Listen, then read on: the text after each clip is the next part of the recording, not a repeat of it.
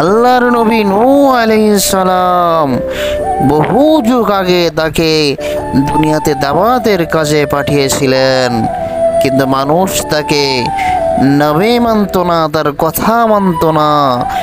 আল্লাহ তাআলা এই জাতিকে ধ্বংস করার জন্য নূহ আলাইহিস সালামকে আদেশ দিলেন, নূহ তুমি বড় একটি কিস্তি তৈরি করো, আমি এই জাতিকে মহাপ্লাবনে ধ্বংস করে দিব।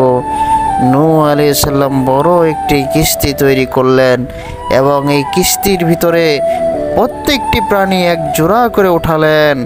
ওঠানোর পরে এই জাতিকে ধ্বংস করার জন্য আল্লাহ তাআলা আসমান থেকে বৃষ্টি বর্ষণ করালেন, জমিন ফেটে পানি উঠতে লাগলো।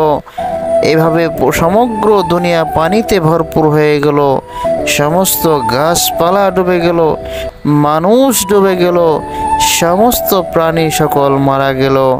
এটাই ছিল নূহ আলাইহিস সালামের যুগে ভয়ঙ্কর ইতিহাস। ভিডিওটা সবাই শেয়ার এবং সাবস্ক্রাইব করে সাথে থাকুন। আশা করি সবাই ভিডিওটা সাবস্ক্রাইব করবেন।